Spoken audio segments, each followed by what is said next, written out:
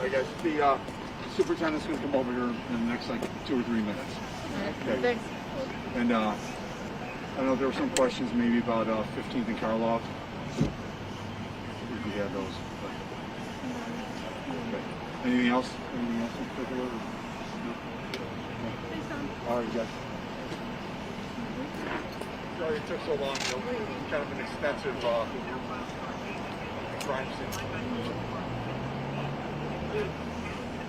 Hey. Yeah, there.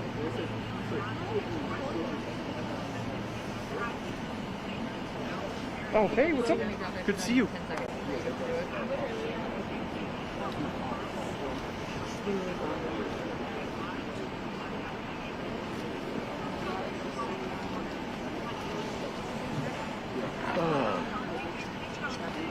Okay. Yeah, I'm perfect on this. We're getting close to that one. You? Stick around and Go pick up my remote. I didn't even know about this. And so Dan sent me up here to go to a CBS shooting. I was like, okay. And as I'm driving up here, he's like, hey, did you hear about the stuff going on the south side? I'm like, kind of, sort of. Okay, I was about to be like, I think it's all how early did you get here? up there. You said that way too flatly, man. I was like, up here and it was just chaos. what time did you get here? I anticipated it happening. Did you? You lucky you're in cahoots with the shooter? It's all very nightcrawler of you, man. But the Evanston guy, the chief, believes that Nightcrawler. Do you still see her? Do you see her look around at all? Did you ever see him? Do you still see her around? I shouldn't say. He's like the nicest guy. Yeah. Do you know Ken Herslick?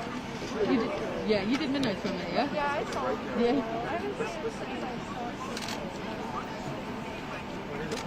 He's around, right? Yeah, I hope so. He's the best at what he does.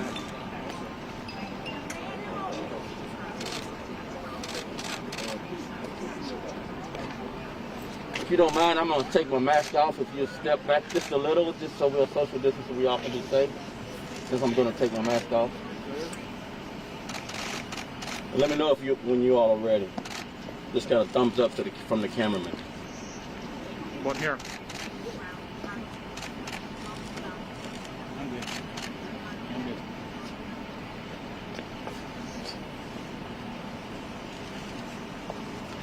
So I'm going to recount the tragic events of today and try to get you up to speed with the details we know. This information is obviously preliminary and we're continuing our investigation. But today, beginning in the 5300 block of Southeast Inn at approximately 150, an unknown offender that we now know is Jason Nightingale, black male 32, entered a garage and produced a weapon and fired shots, striking a 30-year-old male in the head. While he was sitting in his vehicle. This victim was pronounced deceased at the scene. And then this offender, Mr. Nightingale, then proceeds to the 4900 block of Southeast Inn at approximately 2 o'clock. He enters an apartment building, just randomly, where he produced a firearm and just began firing shots, striking a unknown female and security guard in the building who was sitting at the desk. The victim that sustained the wound to the chest, the security guard, is deceased. Additionally, in the same building, a 77-year-old female was retrieving her mail when the male offender, Mr. Nightingale, shot her in the head, and she is in critical condition. Then at 2:45, this same male entered a building in the 5500 block of Southeast End when he goes through the back door and takes the elevator to the 19th floor. When the male got off the elevator, he sees a man he knows. Apparently, some relative used to live in this building here. Of this suspect's, and then this man he knows, he pulls a gun on this victim. The offender then pushes the man in the apartment and demanded the keys to their vehicle, so he basically carjacked this victim and stole a red Toyota. This offender then drives this red Toyota to the parking garage and drove away. At 3 p.m.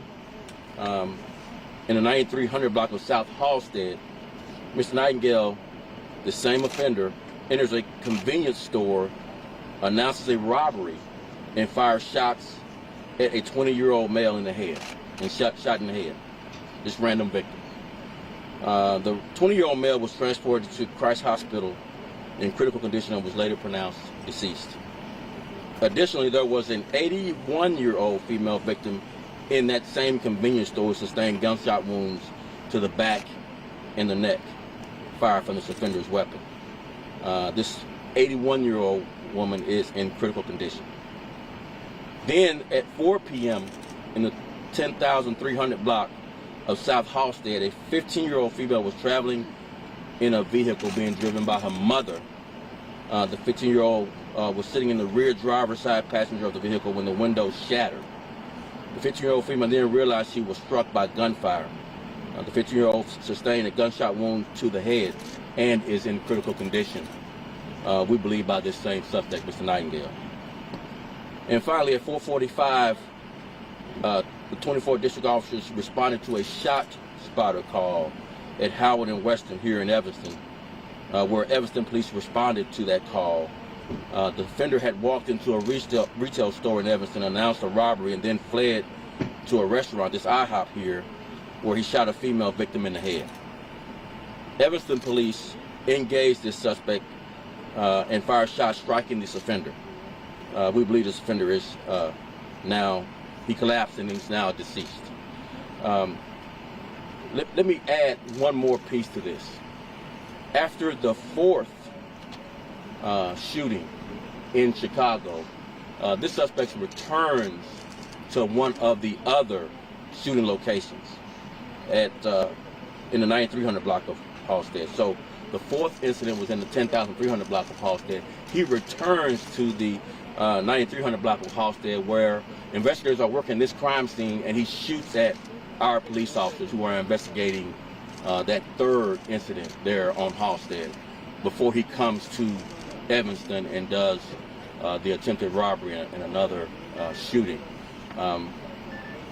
Let me end this by adding a couple of things I think you might ask about. So we did have a police-involved shooting tonight, separately from this shooting spree by Jason Nightingale.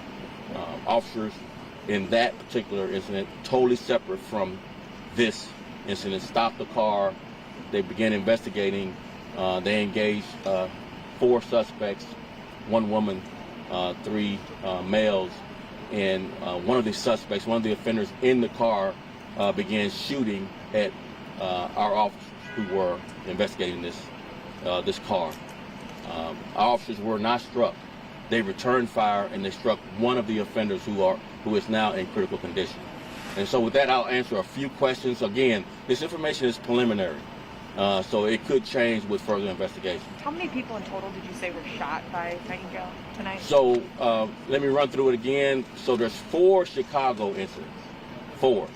And then there's the 1 incident in Evanston from the CVS that you see here behind me to my right, and then at the IHOP behind me. So there are a total of 3 in Chicago, and we believe 2 additional here in Evanston.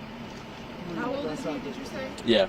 So let me run again. I'm going to talk real slow. I'm from the South, so I thought I'd talk slow enough, but I'm going to talk real slow. So because it's a lot and you'll get confused. Yeah. No, because you get confused trying to just add it up. I'm going to run through just kind of briefly with each incident, okay? So in the first incident, this is the 5300 block of Southeast End. He produces a weapon and fires at 1 male. That person is deceased. First incident, 1 male, that person is deceased. Second incident is at 4900 block of Southeast End. That's at 2 p.m. He walks into the building, as you recall, security guard is shot, an elderly woman is shot, so that's 2 victims, right? Security guard is deceased. So now we're at 3. At 2:45, he enters another building and goes to the 19th floor. As you recall, he pulls a gun on just random person that walks out, and then he pushes that man aside and steals his red Toyota. So it's a carjacking victim, but not a shooting victim. And then at 3 p.m. in the 9300 block of South Halstead, this same male offender entered the convenience store there, still in Chicago, and shoots a 20-year-old male in the head. So that's 1 victim right there. And then he shoots a 81-year-old in that same location in the back and neck, and she's in critical. All right, and then in the 4th and final incident in Chicago, he goes to the 10,300 block of South Halstead, and that's where the 15-year-old is in the car with her mother and gets shot in the head, and that 15-year-old is in critical condition. Hope that, make sure we clear that up. Are we good on that? Yeah. Okay. It says that there are 5 Chicago incidents, not necessarily shootings. Right. Yep. 5 in Chicago, 1 in Evanston. Right. And 1, 3. 3. Yes, 3. Right. You're right. Superintendent, To include the suspect. can Yes. you talk about your all's investigation throughout the day? Here's this guy was just on a shooting rampage. How did he make it all the way to Evanston, continue shooting folks here? What was happening on Chicago's end? Did you all know? Same description in all of these different incidents. How did he end up here? What were you all doing earlier in the day? Talk about that. So when you hear this whole story, it seems that you have a crystal ball of what he's doing next. And we all know we don't have a crystal ball where he goes next. Nor did we have this on any of our pod cameras. We are responding to the scene as these crimes are happening, getting information, and again, he's going to the next while we're trying to keep up with what's happened previously. By the time we put it all together, he's here in Evanston. And all we know at this point is that there's a red Toyota with a license plate number. But again, we don't have a crystal ball. We don't know where that red Toyota is anywhere in the city. We have no idea that he's coming to Evanston, and nor do we have any motives for any of this at this point. What do you know Okay. about his criminal What background? is his age Hang again? with a second for that. Yes, What is his age again? he's 32. And what else do you know about him? Is he Not from much. Chicago? This is the beginning of the investigation. This is all preliminary information.